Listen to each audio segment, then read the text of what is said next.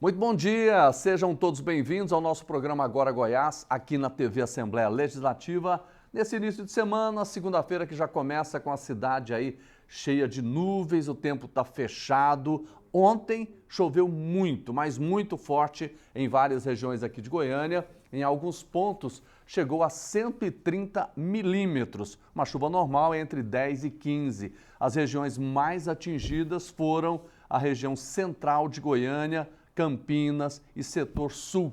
Então esses pontos aí sofreram alguns danos e hoje a previsão é de mais chuva no final da tarde de hoje. A gente está começando o programa, hoje nós vamos falar sobre vários assuntos, entre eles futebol, porque na quarta-feira começa o Campeonato Goiano e o nosso programa começa agora.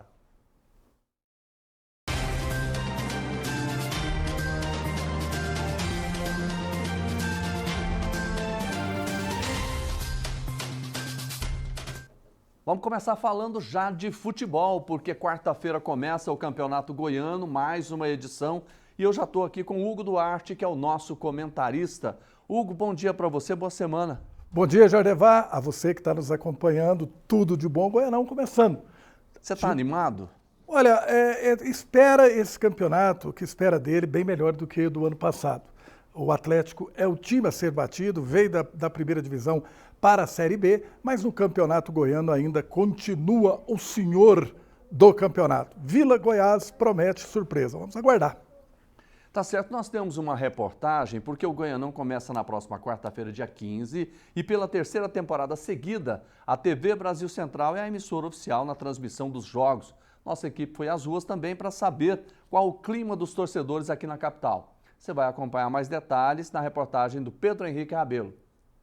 O Atlético chega grandão para o Goianão 2025, buscando o tetracampeonato. O Vila Nova volta a sonhar depois de 19 anos. E o Goiás mudou o discurso, quer ser campeão. Mas será que nós teremos alguma surpresa do interior? São muitas perguntas, não é mesmo? As respostas, viemos nas ruas de Goiânia ouvir o povo.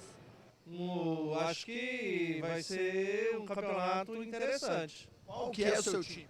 Vila Nova. Provavelmente o Atlético, né? Porque sempre tem uma estrutura muito boa, né? Com esse presidente aí. Vai dar tetra, né? Tem jeito. Por que você está animado? É tricampeonato. Esse ano, além de que dá tetra, nós voltamos pra Série A, né? Vai ganhar de novo. Por quê? Porque já ganhou 3 vezes e esse ano vai ser a 4ª vez seguida, com certeza. O campeonato começa no dia 15 de janeiro e termina no dia 30 de março. A primeira rodada terá Goiatuba e Goiás, Atlético e Jataiense, Vila Nova e Aparecidense, Goianésia enfrentando o Inhumas, o Craque joga contra o Anápolis e o Abecate joga contra o Goiânia. A torcida do Vila Nova não vê a hora de gritar é campeão, já que são praticamente 2 décadas sem o título estadual. É o Vila, né? A expectativa é o Vila esse ano, 2025. Vai ser 6-2 em cima dos Moché, né? Quanto? 6-2. Na final? Não, escreve aí. O Goiás é o maior vencedor do Campeonato Goiano com 28 títulos, seguido por Atlético com 18 e Vila Nova com 15. O torcedor esmeraldino espera voltar a reinar no estado. Meu time desde pequeno, meu time já vem acompanhando é o Goiás, né? Roxo, sangue aqui é verde, não é vermelho nunca. Esse ano vai ter a reviravolta, o Goiás Esporte Clube campeão. A única certeza que temos é que toda a disputa, os gols, as lindas jogadas do Goianão 2025, você acompanha aqui na TV Brasil Central. E o povo sabe disso. Acompanhando a transmissão tranquila, ótima, qualidade de imagem boa também. Então, é isso aí, vamos assistir lá e acompanhar meu Verdão ser campeão de novo. A TV Brasil Central está fazendo aí pro esporte goiano aqui um excelente trabalho, né? Então isso aí é muito bom pro futebol goiano, se a transmissão aí oficial do Campeonato Goiano, né? É o que eu recomendo todo mundo assistir. TBC, tá? Tamo junto. TBC e TV Assembleia, porque a TV Assembleia também está dando um show, vai transmitir de novo, né? Parceria, né? O ano passado teve a parceria com a Brasil Central, foi excelente, né? Então, mais uma vez, a TV Assembleia transmite juntamente com a Brasil Central o Campeonato Goiano. Na quarta-feira, a TV Assembleia transmite o jogo Vila Nova e Aparecidense. Esse tem mais algum jogo que vai ser transmitido pela gente? Sim, ainda vem assim aquela... Depois ao longo... ao longo vai dizendo, mas a estreia é contra a Aparecidense. A Brasil Central transmite Goiás e Goiatuba. Para você, o que significa a TV Assembleia estar divulgando e transmitindo um campeonato goiano? Olha, foi a pioneira, a TV Assembleia, colocando também, de todas as assembleias do Brasil, o programa Lego Esportes. Foi uma coisa fenomenal, todo mundo gostou, aprovou e assiste. E em parceria com a Brasil Central, a transmissão do Campeonato Goiano, que futebol é tudo, futebol é saúde, futebol é arte, e a TV Assembleia, juntamente com o nosso presidente Bruno Peixoto, os demais deputados, poderia ficar de fora e dar essa alegria ao povo, porque o esporte, o futebol principalmente, é a paixão nacional. Pois é, nós estamos falando aqui dos maiores vencedores, né, do Campeonato Goiano. Você repete aí para mim, por favor, a sequência de quem Goiás, né? O Goiás, depois o Atlético, o Vila e o Goiânia. É o quarto colocado. O Goiânia tem 14 títulos. O Goiânia já foi pentacampeão, não foi? Eles dizem assim, na época do amadorismo, mas era o que tinha, era o campeonato goiano. Então o Goiânia, na década de 60, de 50, até 70, em 74, foi o último título do Goiânia. Empatou com o Goiás na final, e tem 50 anos que o Goiânia não sabe o que é ser campeão goiano, mas está na briga, vem forte esse ano, juntamente com o Atlético, Goiás e Vila Nova. Para mim, o Atlético é o favorito a ser campeão, isso não quer dizer que já foi. O Goiás, para mim, e o Vila vai brigar e vai ser um campeonato muito equilibrado. Mas você acha que o Atlético sai na frente pelos últimos 3 títulos ou não? Não, o Atlético vai buscar o tetra. O Atlético sempre é o time a ser batido. O Atlético, ele é o favorito, Jorge, vai esse ano e o ano que vem também. Ele é favorito. Se vai ser campeão é outra história.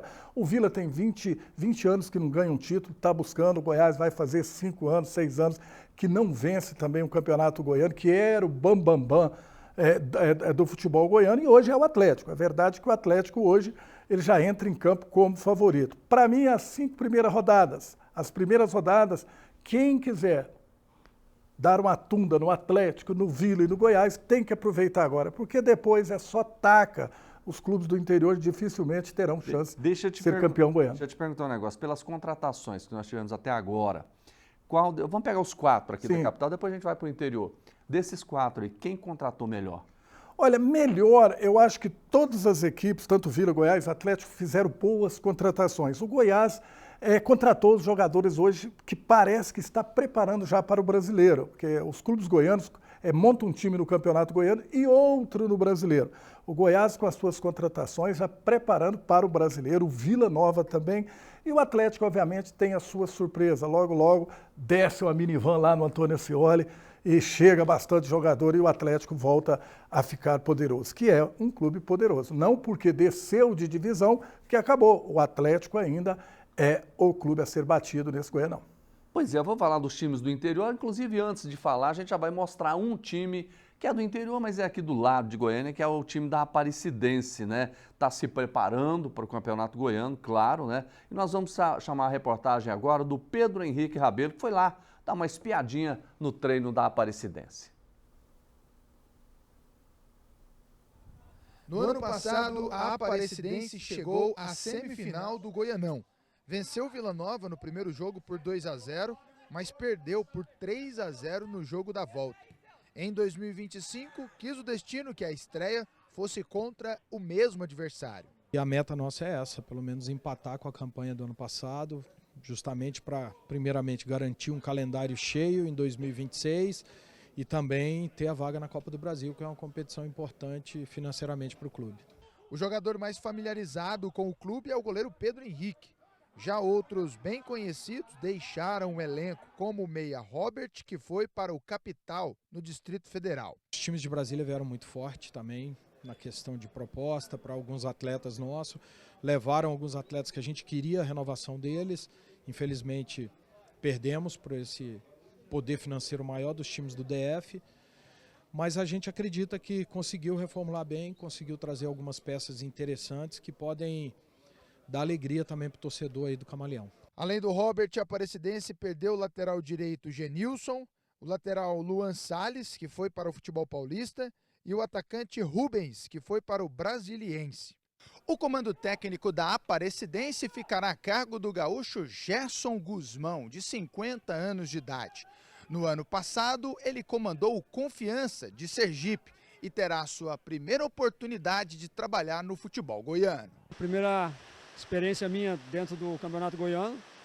Enfrentei algumas equipes do estado, mas em competições nacionais. Vejo o Campeonato Goiano a cada ano, né, à distância, pude acompanhar, vejo um crescimento, uma evolução. E não tenho dúvida que 2025 também será um campeonato forte, é uma competição difícil. A Aparecidense venceu o último jogo treino por 2-0 contra o Paranoá, do Distrito Federal. Um dos gols foi esse de Alisson. Igor Leite é uma das esperanças do time. O que você está achando da Aparecidense? Olha, a Aparecidense já não é mais aquela Aparecidense de outros tempos. Foi 2 vezes vice-campeão do Campeonato Goiano. A Aparecidense desceu de divisão da Série C para a Série D. Agora está tentando se ajustar, mas eu não boto muita fé, claro, que não vai, para mim não desce, né, no Campeonato Goiano, mas não tem chance, pode até ter, isso é uma opinião minha, mas eu não acredito que a Aparecidense venha brigar aí para o título, não. E dos times do interior, além da Aparecidense, qual que você está destacando? O Anápolis subiu da Série D para a Série C, manteve a base, é um time que sempre foi forte, já foi, né, sempre brigando por título também. Para mim, o Anápolis, este ano vai ser o clube que vem forte. A gente sempre teve uma participação boa do craque de Catalão. Como é que você está vendo o craque? O craque também deu uma sumida no cenário, era forte, foi campeão 2 vezes do Campeonato Goiano, né, e outras vice. Então, o craque, para mim, deu uma caída também com muita dificuldade, mas não deixa de ser uma equipe forte. Mas pensar em título também, eu não acredito muito no craque, não. E agora você acha, então, se você tivesse hoje, é claro que o campeonato vai começar, tudo muda, a situação assim, de você, os favoritos é aquele que você falou mesmo, ficaria aqui na capital. Sim. Atlético, Goiás, no interior. Eu disse o Anápolis, né? Para mim o Anápolis vem muito forte, o Goiânia vem muito forte também, o Goiânia pode surpreender, o Goiânia tem um calendário este ano que está na Série D do campeonato, então o Goiânia vem com uma equipe forte, você viu a equipe que o Goiânia montou, para mim o Goiânia, não posso considerar do interior, apesar de ser a Vila Olímpica lá em Aparecida, né? Mas é um clube da nossa capital, mas para mim o Anápolis, podemos ter surpresas sim, porém eu acredito muito no Anápolis. Destaque para algum jogador?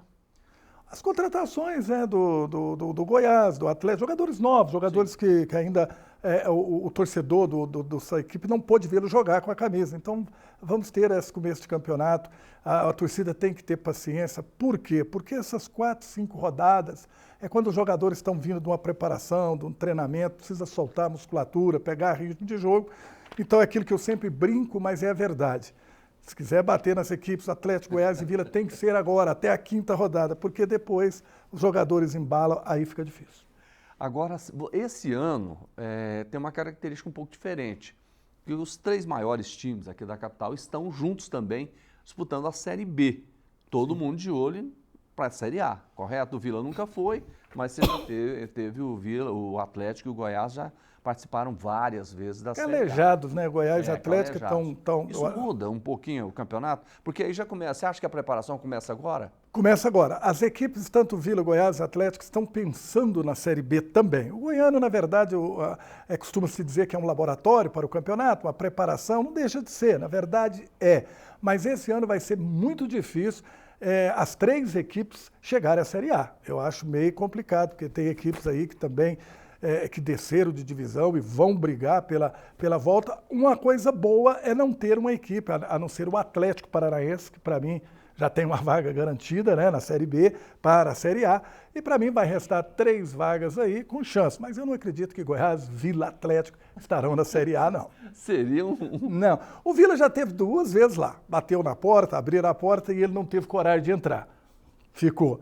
O Atlético é time, clube de Série A. Time eu não digo, mas time, clube, a instituição Atlético é Série A. O Goiás também. Você viu o tanto que foi interessante a Série B do Goiás e do Vila o ano passado? Sim. O Vila começou com todas as chances, foi desenvolvendo o campeonato com possibilidades sérias de subir. Chegou no final, ele foi caindo e não chegou nem entre os 4.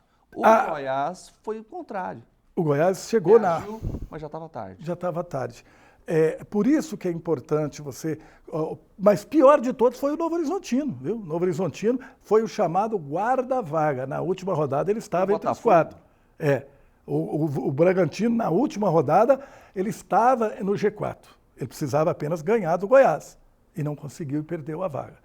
O Ceará, que ficou o tempo todo fora, o próprio Sport, no final entrou. Chama guarda-vaga, que o Novo Horizontino. E o Vila guardou muita vaga também, passou o campeonato todo no G4. E aí, meu querido, chega na hora da onça beber água, ela não toma água e morre de sede. Pois é, porque eu fiquei... O Goiás, por 1 ou 2 pontos, ele teria subido. 2 pontinhos teria subido. A participação teve o Vila, né? Que foi 2 pancadas que o Goiás tomou do Vila. O Vila contribuiu para que o Goiás não chegasse à Série A, porque se ele vence uma, o Goiás estaria na Série A. Se ele vencesse uma, ele estaria... Ele perdeu as 2, em casa e fora. Mas não é isso, a gente brinca, fala o Vila, mas foram pontos perdidos que não pode. Perdeu para Chapecoense em casa, o Goiás, né? Sim. Perdeu para Chapecoense, são pontos que não se pode perder. Campeonato Brasileiro não pode dar chance. E para mim o Goiás, o Vila, deram chance demais. Então nós vamos transmitir pela TV Assembleia, só para a gente reforçar? Quarta-feira, a Vila Nova e Aparecidense às 19h30. E na quinta-feira... Lá no Oba? Não, no Estádio Olímpico. O Vila vai jogar as primeiras rodadas até... No Estádio Olímpico. Está tendo gramado, reformando lá, arrumando, ajeitando lá o Oba. O Vila, o mando de campo é no Estádio Olímpico. Então, Vila Nova e Aparecidense às 19h30 no Estádio Olímpico. Goiás e Goiatuba, lá em Goiatuba, às 19h30.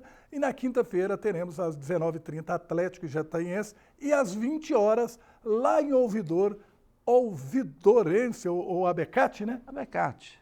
E Goiânia, às 20 horas da noite. Poderia ser esse jogo à tarde, né? Do Goiânia.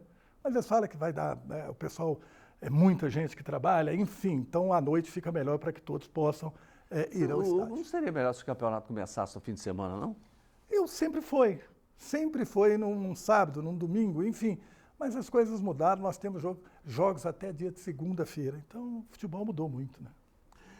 Hugo Duarte, obrigado, amigo, pela sua participação. Daqui a pouco tem mais, né? Sempre bom estar ao seu lado. Às 11 horas, o Alegro Esportes, com Túlio Isaac, Lucas Nogueira e Renato Sobrinho, te aguarda às 11 horas. Todo mundo sem desconforto muscular? Não, o time está completíssimo. Só falta a Daniela Mello, que está de férias, mas logo, logo estará de volta. Será muito bem-vinda. Abraço para você, obrigado. O Hugo está sempre aqui e a partir de agora vai estar cada vez mais porque nós queremos ver gols. Isso mesmo. Quinta-feira a gente vai ver gols. Vamos ver muitos gols na quinta. E na sexta também, porque o Galo vai bater o Abecate e o Atlético Jataiense. Olha, já está dando resultado. Tá certo, eu gosto de gente assim, não fica em cima do muro. Obrigado, Hugo, um abraço para você. Vamos continuando aqui.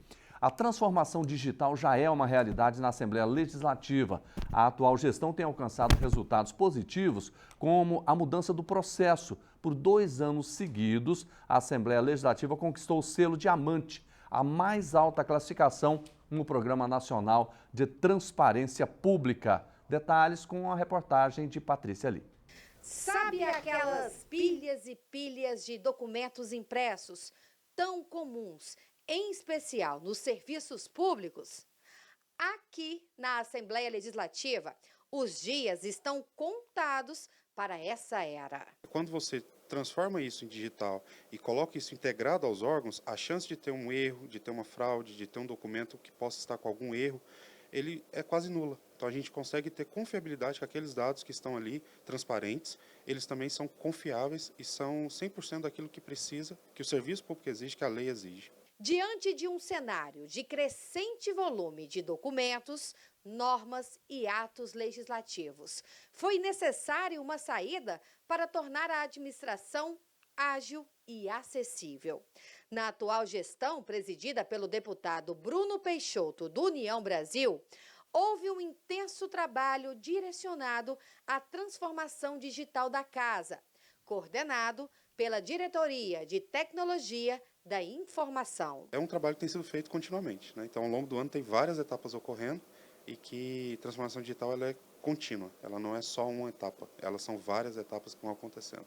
O Alego Digital foi idealizado para automatizar processos manuais, facilitar o acesso à informação e reduzir o uso de papel.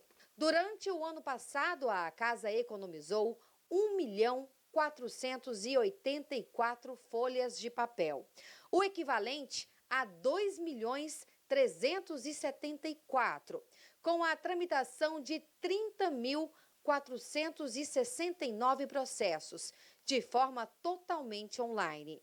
Agora, com a transformação de documentos físicos em arquivos digitais, é mais um importante passo para o fim do uso de papel. De acordo com o balanço divulgado pela diretoria, em 2024 foram compilados 100% dos atos normativos, 88% dos dossiês dos servidores, 29% dos processos e 7,14% dos prontuários médicos. 2025 está aí e chega com promessas de muita coisa boa vindo. Vem com muitas novidades aí. Então a gente já divulgou algumas situações que a gente pretende agir em algumas áreas da Assembleia, mas falando especificamente sobre transformação digital, a gente quer fazer a mudança do papel de contratação. Então hoje os servidores, para serem contratados, eles passam legalmente pela necessidade de impressão de diversos documentos. Então a gente está falando aí de certidões de diversos órgãos, carteira de trabalho, que é um problema porque isso até pouco tempo atrás o governo federal não disponibilizava uma forma da gente fazer isso de forma digital, e hoje a gente tem as ferramentas. Então, em parceria com o governo federal, em parceria com os tribunais de justiça, tribunais de contas, a gente vai digitalizar a nossa contratação. Não só nossa, mas isso também vai poder ser modelo para outros órgãos. A gente economizar aí em torno de 30, 40 folhas de papel para cada servidor que precisa ser contratado no serviço público. A casa não para. Servidores alinhados em prol de um propósito maior. E todo esse esforço vem sendo reconhecido. A Assembleia Legislativa de Goiás, por 2 anos consecutivos, conquistou o selo Diamante. O selo é a mais alta classificação no Programa Nacional de Transparência Pública. A Assembleia Legislativa de Goiás é nota 99,67% no radar da Transparência Pública de 2024.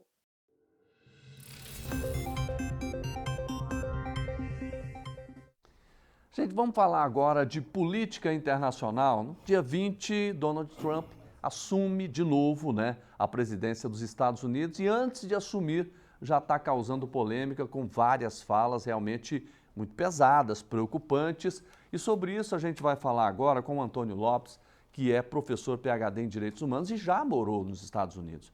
Antônio, está tudo bem com você? Bom dia, boa semana. Está tudo bem, Jodeval. Quero agradecer a oportunidade de estar aqui, inaugurando o ano, numa arena onde a gente pode pensar, onde a gente pode conversar. Pode sair do celular, né?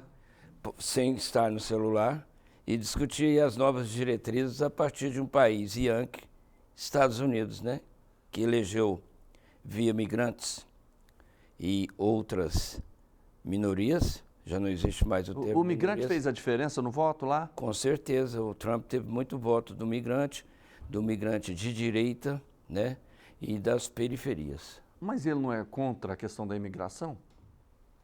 Por exemplo, quer fazer muro lá na divisa com o México? A migração é uma política de guerra dele, E esses votos que ele teve foram votos de protesto pela administração do Biden, O Biden já está senil, isso é comprovado, e a Kamala Harris não deu conta de segurar as rédeas da carruagem. Então, o povo sempre elege e a história conta que os Napoleões Bonapartes estão chegando de volta.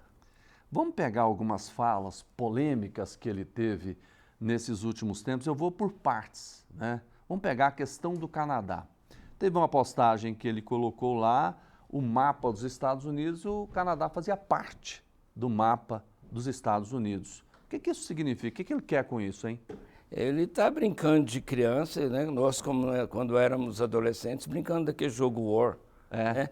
Como se tomar um país. A cultura, a economia, a política e o território de uma nação fosse manipulável ao seu gosto e a Deus dará. Às 5 da tarde muda a proposta. Mas o que ele quer com isso? Porque é praticamente impossível a gente imaginar uma anexação do Canadá nos Estados Unidos. Saber o que o Trump quer e deseja é como tentar entender essa política, essa maneira midiática de assustar para dominar. E quem assusta não domina. Quem assusta está demonstrando medo. O mundo vive hoje uma mudança no tabuleiro geopolítico mundial e é escancarada. E os Estados Unidos é um país que tem uma dívida interna das maiores, se não for a maior do mundo.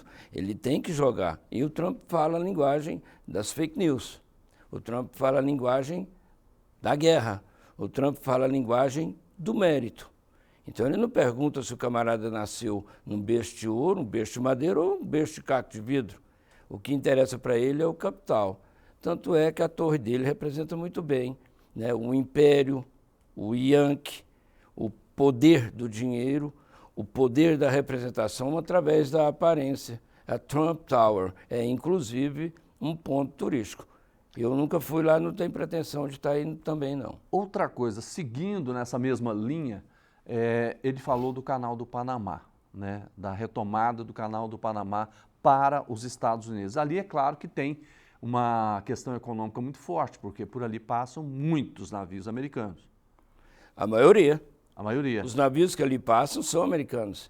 Se ele está com a intenção de intervir ali, como ele intervém no fundo do quintal dele, ele vai ter que pensar bem, porque a China administra o canal. E você nunca viu falar de trânsito, de acidente e de outras ocorrências naquele lugar. O que é que o Trump está querendo ali?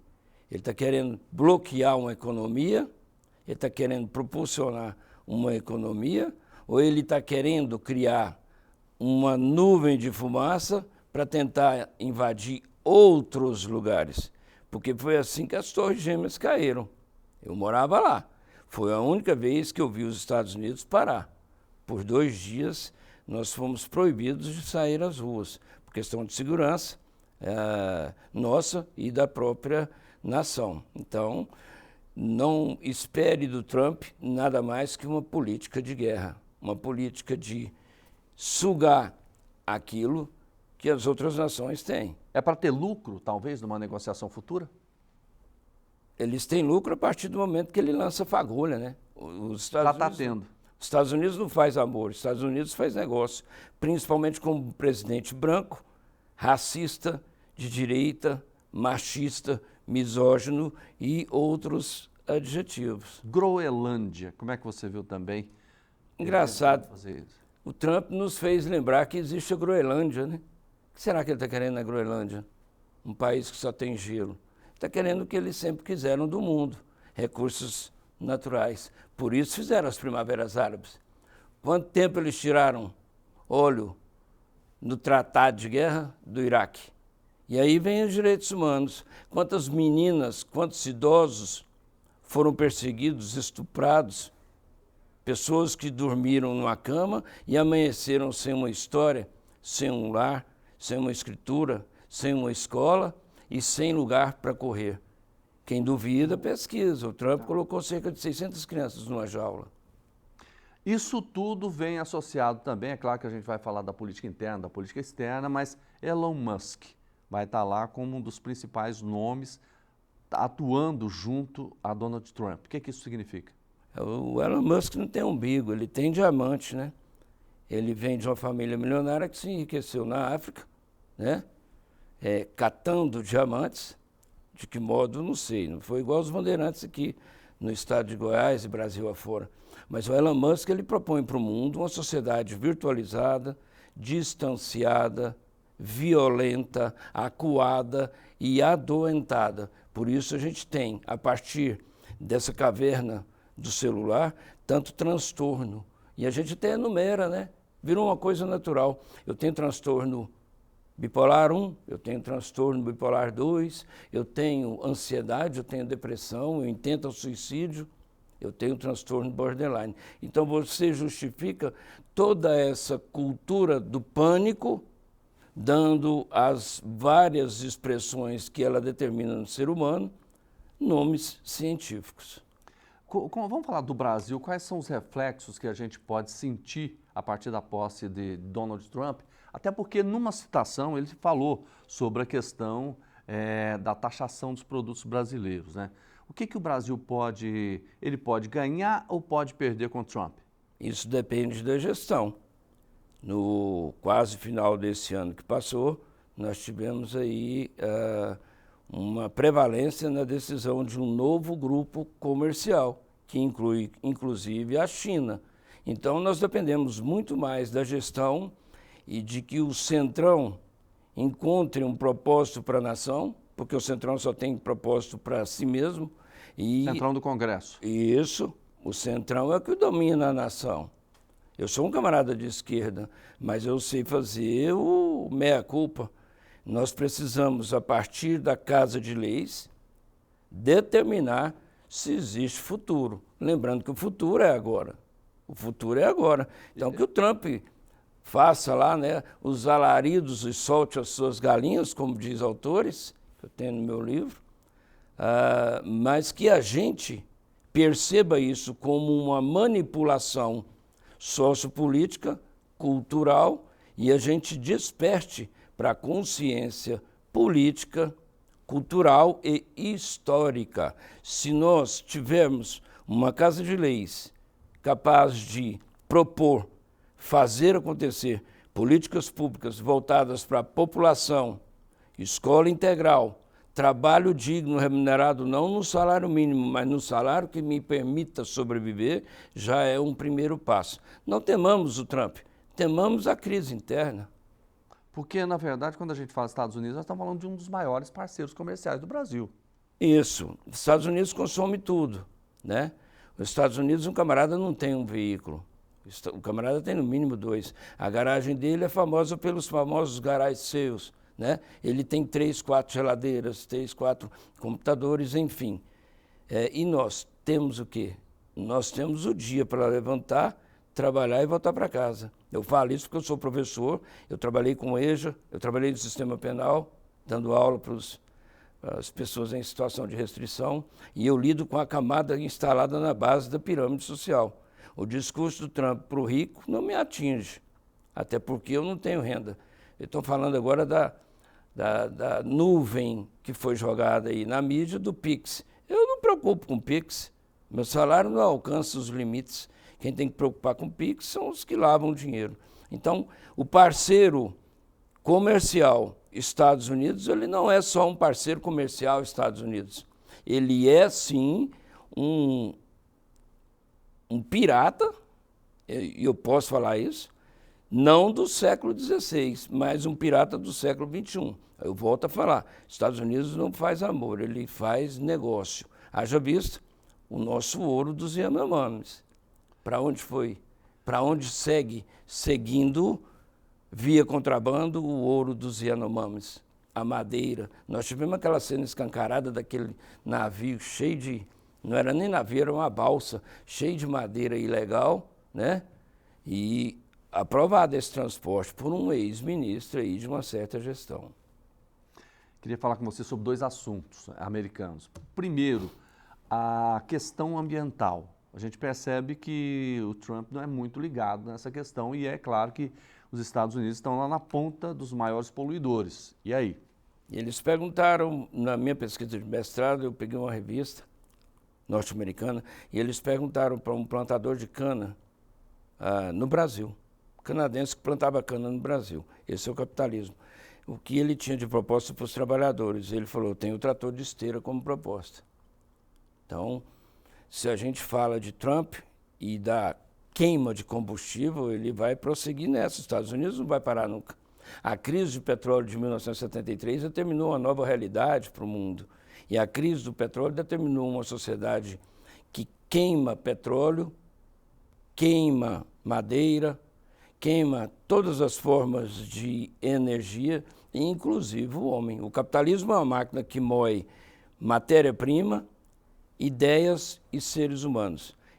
O discurso dele não é um discurso, é uma proposta e é uma realidade. Os Estados Unidos não pode parar, custe o que custar. Tanto é que ele se negou, né, a assinar vários tratados, né, ligados ao meio ambiente, e ele se acha, está querendo aí se apropriar da Groenlândia, Canadá, embora vigiar, e o Piauí também, que de repente ele resolve, né, pegar o Piauí para... Anexar o Piauí. We're gonna have a Piauí state em Brasil. Tá certo. Deixa eu te perguntar uma outra coisa aqui. Dólar está nas alturas, a gente teve uma crise talvez até pior, mas já está dando uma... Mas está muito alto. Com essa questão da política interna, que a gente sabe que Trump gosta muito de valorizar o país dele, é claro, isso pode interferir de que forma no dólar? Eu acho difícil o dólar cair. Eu não sou economista, sou da área das humanidades, né? Eu não luto por dinheiro lavado, nem outra moeda estrangeira, eu luto pela sobrevivência. Mas o dólar está favorecendo a elite. Enquanto a realidade favorece a elite, é muito difícil você ter mudança. A gente muda no voto. A maior arma do trabalhador é o voto. Então não pensem que vai haver um milagre e o dólar cair para 0,84, 0,90 centavos, como eu cheguei nos Estados Unidos em 1993, no governo de Fernando Henrique Cardoso. Guerra da Rússia contra a Ucrânia. De que forma Trump pode interferir nisso aí? Eu penso que ele pode causar um incêndio ainda maior, né? Porque o Putin não está de olho na Ucrânia. A Ucrânia ele já dominou. O que ele está de olho é nas bordas da Europa. E por um lado ele se defende, e por outro o Ocidente passa a ter um medo maior. Quais são essas bordas que você cita? Essas bordas são os países como a Finlândia, a Suécia, países ricos, países iguais, países onde a educação é primordial, países que têm 4 refeições no dia, e países que não têm nada a ver com essa guerra, esse jogo de poder entre Coreia, Estados Unidos, Rússia. Enquanto isso, o Japão está caladinho. Enquanto isso, a China vai se enriquecendo, vendendo produtos de R$ 1,99, vendendo drones para a guerra e vendendo uma nova proposta de tecnologia, que é a tecnologia do medo. O medo, ele justifica a prisão, o medo, ele vende material de vigilância, o medo é uma indústria que emprega pessoas e o medo é uma forma pela qual a elite domina a base da pirâmide social. Por isso, o Trump, antes de assumir, já está pulverizando o medo. Eu vou invadir aqui, eu quero anexar isso ali, tá? E a proposta dele para os migrantes? Ele vai acabar de construir o muro, que é uma aberração da humanidade, ou ele vai dividir riqueza e fomentar a indústria nos países vizinhos do muro? Qual é a proposta dele? Vamos ver o que ele tem de proposta para a humanidade, porque de proposta contra a humanidade ele já tem umas 3 ou 4 aí. Dia 20 a gente já vai começar a saber disso, que é o dia da posse. Antônio Lopes, obrigado pela sua participação mais uma vez com a gente aqui. Uma boa semana para você. Eu que te agradeço a casa, na pessoa do presidente, e estamos à disposição. Lembrando que eu sou um professor que penso. Se eu penso, eu duvido se eu existo ou não, até porque o Trump dia 20 assume. Então, a minha função aqui não é alisar, não é justificar o sistema, mas provocar reflexões. Eu te agradeço bastante e estamos aí à disposição sempre. Grande abraço para você. Vamos continuar aqui com outras reportagens. Diversas praças aqui da capital vão ser revitalizadas nos próximos meses. Serviços de roçagem, remoção de lixo já começaram. O repórter Vitor Silva traz mais detalhes para a gente. Goiânia possui cerca de 1.000 praças espalhadas pela cidade. Lugares que servem de lazer para a população goianiense, seja para fazer uma caminhada ou os tradicionais piqueniques. E nada melhor do que um ambiente cuidado e limpo para aproveitar com tranquilidade. Pensando nisso, a Prefeitura de Goiânia começou com ações de manutenção em 8 praças da capital. A Praça do Avião, no setor aeroporto, recebeu o trabalho de revitalização. A Comurg fez a roçagem da grama, remoção do lixo, combate de pragas e o preparo do solo para plantio de mudas. A Maria Helena aprovou o serviço. A esperança nossa aqui do setor aeroporto é essa, né? É que o Mabel ajude agora na limpeza, porque está horrível o setor. A Praça T23, aqui no setor Bueno, é uma das que fazem parte do Plano de Limpeza Urbana de Goiânia. Segundo o prefeito Sandro Mabel, a frente de serviços deve contemplar todas as 1000 praças de Goiânia nos próximos dias. Ao longo da próxima semana, a Comurg realizará a limpeza e manutenção de praças no Jardim Novo Mundo e Vila João Vaz. Os canteiros receberão o plantio de cravinhos, sálvias, margaridas e outras mudas para embelezar o visual da cidade. Questionada, a população aprova os trabalhos nesses primeiros dias da nova gestão municipal.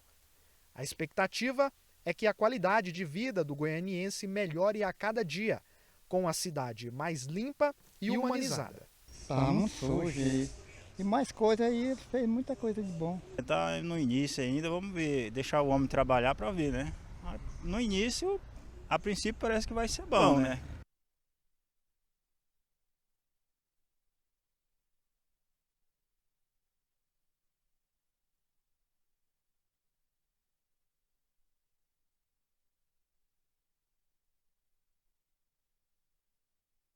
O auditório da Câmara Municipal está lotado de professores e gestores das 341 escolas da rede pública de ensino de Goiânia, que aguardavam, ansiosos, o repasse de 19 milhões de reais da Prefeitura, que serão investidos em reparos nas unidades escolares e a aquisição de materiais necessários para o início do ano letivo. Agora, com esse recurso de 100 mil, a gente consegue finalizar, então, essa obra na compra dos materiais que a gente precisa e a mão de obra que a gente precisa para finalizar e garantir aí 108 matrículas, né, novas na SME. Vamos estar reformando o nosso telhado, vamos estar ampliando a quadra poliesportiva, trocando a eletricidade para que possa comportar os ar-condicionados da escola. Então veio numa excelente hora. Hoje nós estamos sem refeitório, o nosso refeitório hoje é somente tampado com uma tenda, então molha muito, os bancos estraga muito, num dia de chuva as crianças têm que voltar com o alimento para dentro da sala. O prefeito de Goiânia, Sandro Mabel, destacou que a educação será prioridade em sua gestão e que todos os anos ele fará o repasse de verbas para as escolas.